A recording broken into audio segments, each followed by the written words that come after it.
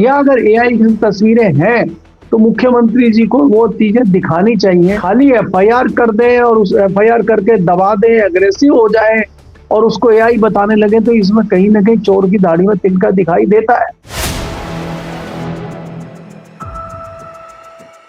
नमस्कार दोस्तों, कैसे हैं आप लोग। उम्मीद है आप सभी अच्छे होंगे। उत्तर प्रदेश के काशी में मणिकर्णिका घाट पर आखिर ऐसा क्या हुआ जिसे लेकर सियासी हंगामा होने लगा और उसके बाद एफआईआर दर एफआईआर भी दर्ज हो रही है। सीएम योगी आदित्यनाथ कह रहे हैं कि एआई फोटोज के जरिए बदनाम करने की कोशिश की जा रही है हिंदू धर्म को, काशी को। लेकिन जो विपक्ष है वो लगातार अपनी बात पर अड़ा हुआ है। वो कह रहा है कि जिस तरह से अहिल्याबाई की जो मूर्ति है उसको खंडित किया गया है, अधिकारी भी इस बात को कहीं ना कहीं मान रहे हैं। इंडियन एक्सप्रेस में वो खबर भी छपी है। तो ऐसे में मामला फंस गया है और सियासत गर्म हो चली है। अब आप जानते हैं जिस मामले पे सियासत गर्म होती है तो क्या होता है, खींचतान होती है। वहीं खींचतान मची होती है, लेकिन ये कहां जाकर रुकेगी, सवाल ये है। बात करेंगे। केपी मलिक जी वरिष्ठ पत्रकार हमारे साथ मौजूद हैं। सर बहुत बहुत स्वागत है आपका। धन्यवाद हिमांशु जी, धन्यवाद।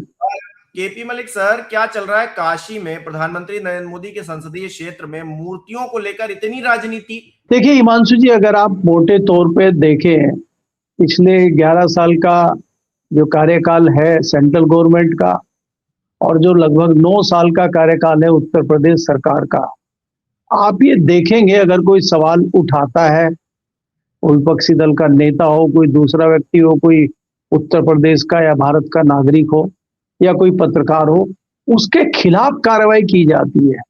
उस समस्या का समाधान या उस बात का कोई जवाब देने का काम ना सरकार करती है, ना राज्य सरकार करती है, ना केंद्र सरकार करती है, ना कोई एजेंसी करती है। वो सीधे सीधे उस व्यक्ति के पीछे पड़ जाते हैं जो सवाल उठाता है। आज सरकार इस बात की तस्दीक नहीं कर रही है कि काशी विश्वनाथ में हमने कोई ऐसा कृत्य नहीं किया है। उस पर तो सफाई दे नहीं रहे हैं। वो जो लोग सवाल उठा रहे हैं उनके पीछे पड़ गए हैं। अभी एफआईआर कर दी है इन लोगों के खिलाफ जिन्होंने सवाल उठाया। क्या लोग सवाल उठाना बंद कर दें? क्या लोग सवाल ना पूछें? आपने देखा इंदौर में इतनी बड़ी घटना हो गई और एक पत्रकार ने अगर मंत्री से साहस करके सवाल पूछा तो हश्र आपके सामने है। वो पत्रकार की नौकरी भी चली गई और मंत्री जी ने बता दिया कि आप तो घंटा सवाल पूछ रहे हो। तो ये परिस्थितियां देश में बन रही हैं। मैं आपके चैनल पर पिछली बार ही जिक्र कर रहा था कि जहां जहां इलेक्शन होते हैं, दिल्ली में इलेक्शन हुए, घुसपैठिए आ गए थे दिल्ली में, अब दिल्ली के सारे घुसपैठिए फिर बिहार चले गए। अब वो बिहार के सारे घुसपैठिए खत्म हो चुके हैं और वो वेस्ट बंगाल में है।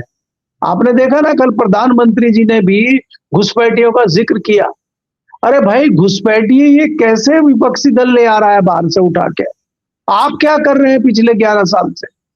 बॉर्डर मैनेजमेंट की जिम्मेदारी गृह मंत्रालय की है। गृह मंत्रालय केंद्र सरकार का है, तो केंद्र सरकार का ठीकरा भी आप किसी प्रदेश की सरकार पे, प्रदेश की विपक्षी दल की सरकार पे फोड़ रहे हैं। क्या मजाक आपने बना रखा है?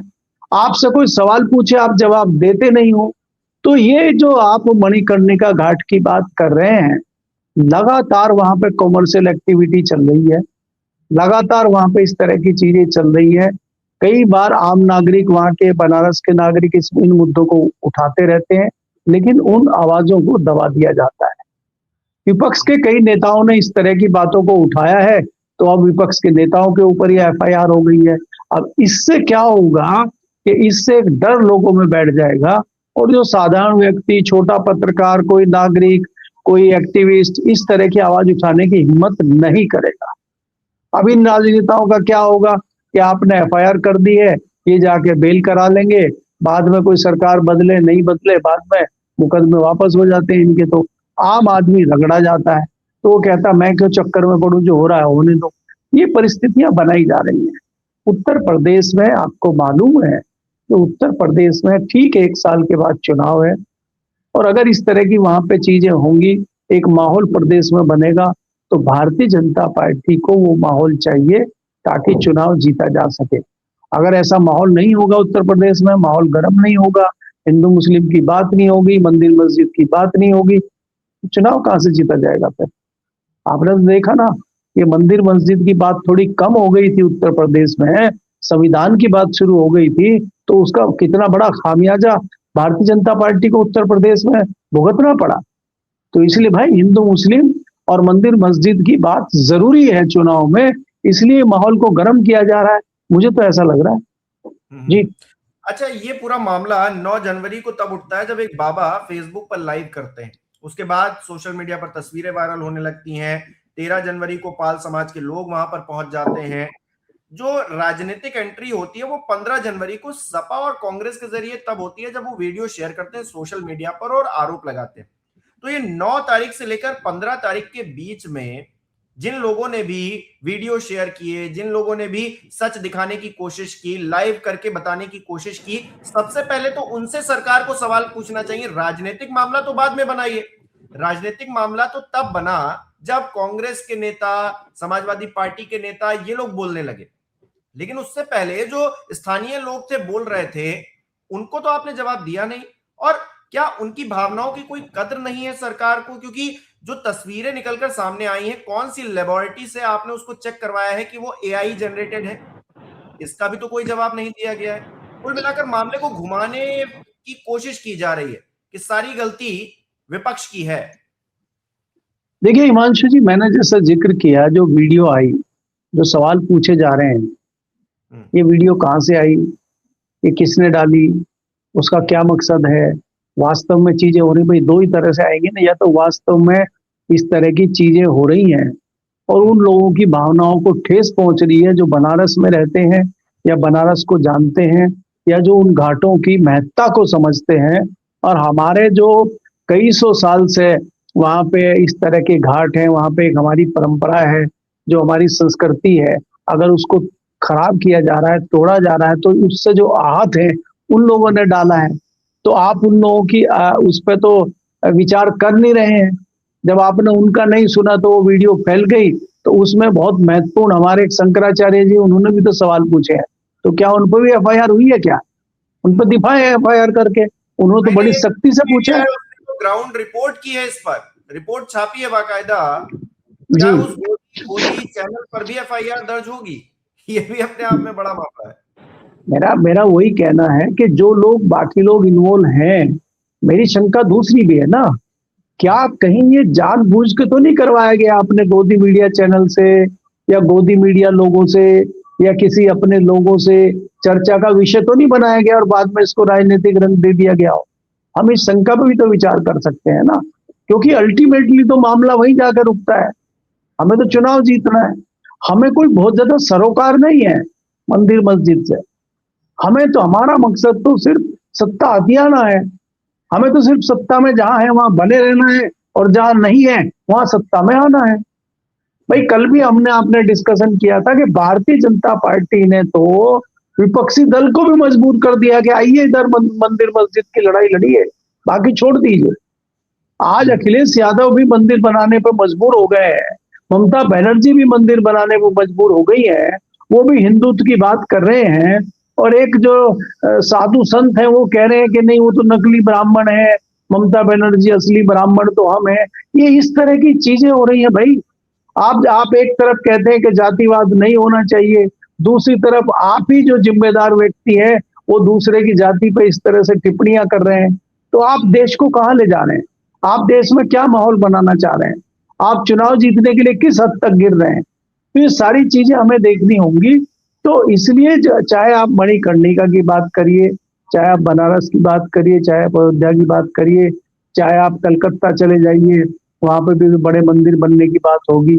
और अभी तो असली मंदिर तो वहां बनेगा गुवाहाटी में, वहां जो कामाख्या मंदिर है वो तो उसकी भी तो चर्चाएं सुनेंगे आप कुछ दिन बाद, क्योंकि वहां भी चुनाव है।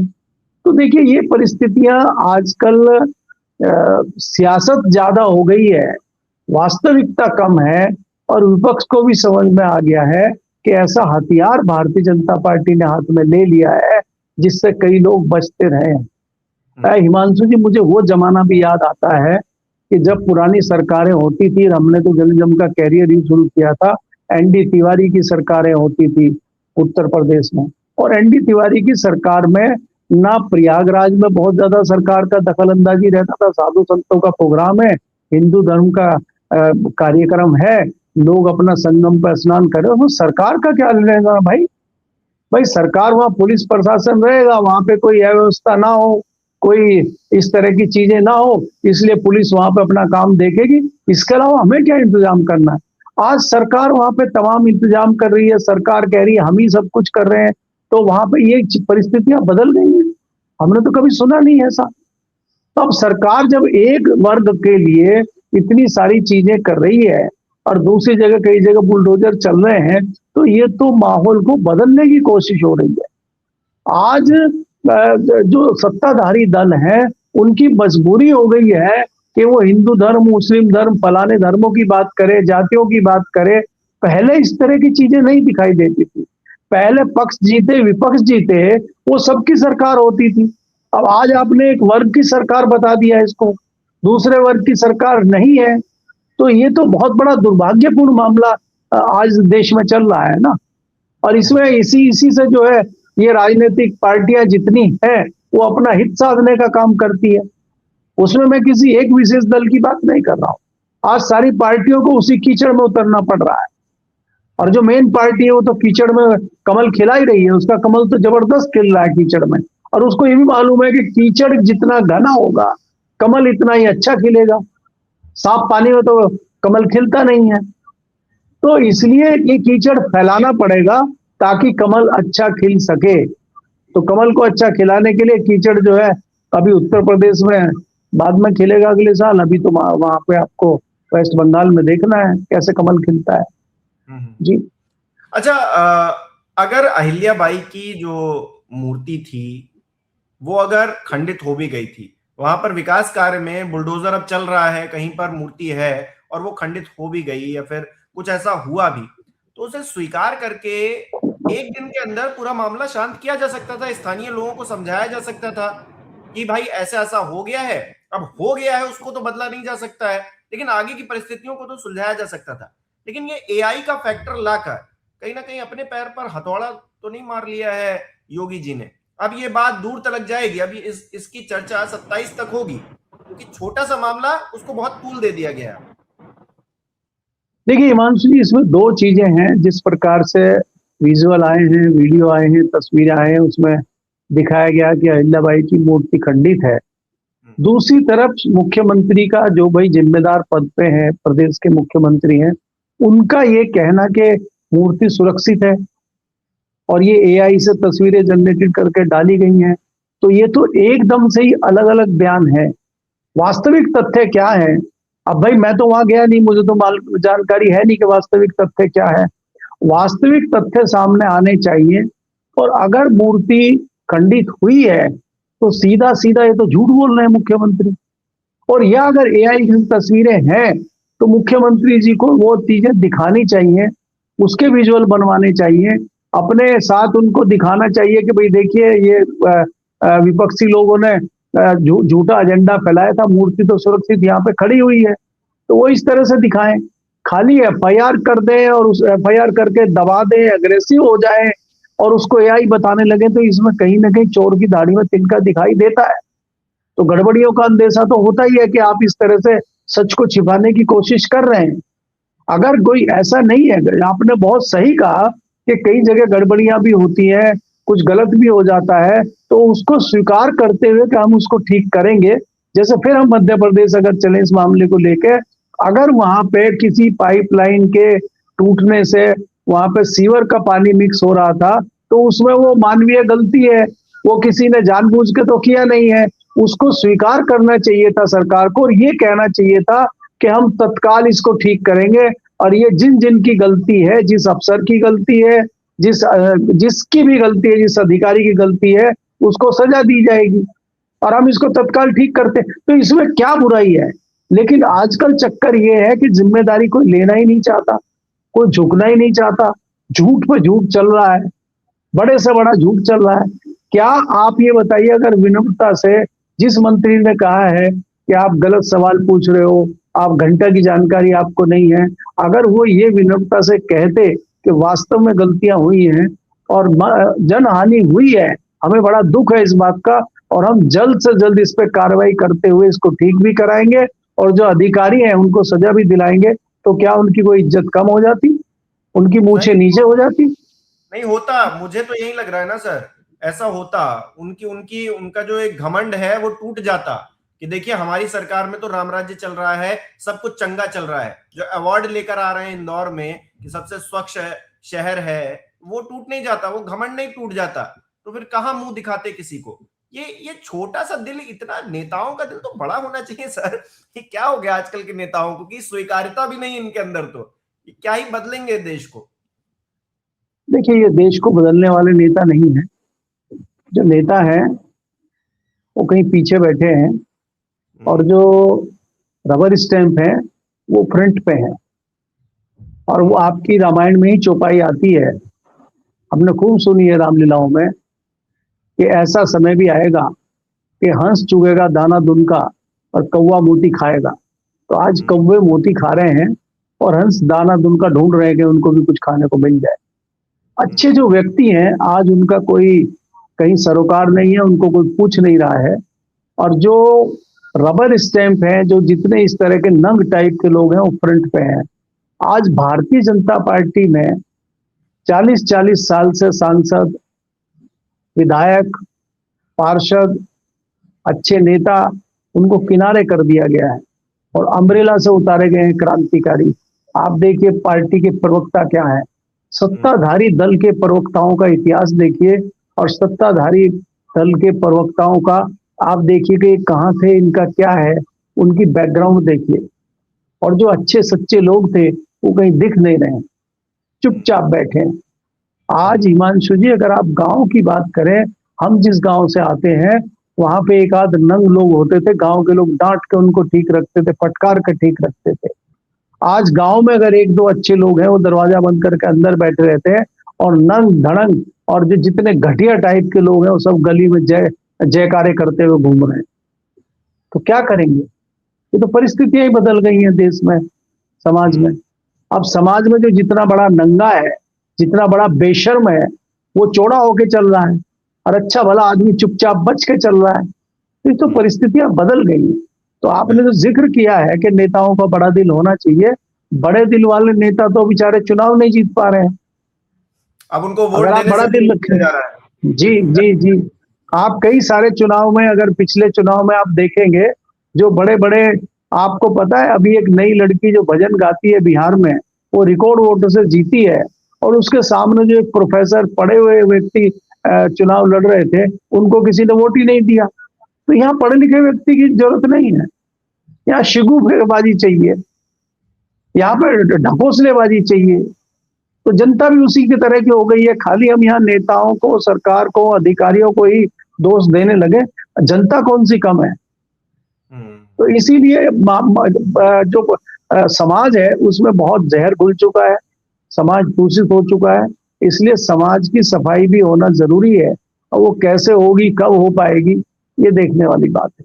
जी बिल्कुल, बहुत बहुत शुक्रिया केपी मलिक जी अपना समय देने के लिए, तमाम बातचीत के लिए। हमारे दर्शक किस तरह से देख रहे हैं इस विषय को, क्योंकि काशी में जो कुछ भी हो रहा है वो अपने आप में सियासी सरगर्मी बढ़ा रहा है। नेताओं के ऊपर एफआईआर दर्ज कर दी गई है और अब ये मामला और तूल पकड़ेगा। अभी तक नहीं पकड़ता, अगर अपनी गलती को स्वीकार कर लिया जाता, अगर गलती हुई है और जो भी अपमान या फिर ठेस हिंदू धर्म के लोगों को, स्थानीय लोगों को अगर हुई है, तो फिर उसका समाधान किया जा सकता था। लेकिन उसको और बड़ा किया गया। एआई जनरेटेड फोटोज वायरल की जा रही हैं, ऐसा दावा सीएम योगी आदित्यनाथ ने किया है। आप इस दावे को किस तरह से देखते हैं, हमें कमेंट करके जरूर बताइएगा। इस वीडियो को लाइक करना, शेयर करना मत भूलिएगा। हमारे चैनल को सब्सक्राइब नहीं किया है तो वो भी जरूर कीजिएगा और ज्वाइन बटन पर भी प्रेस करके जाइएगा। बहुत बहुत धन्यवाद।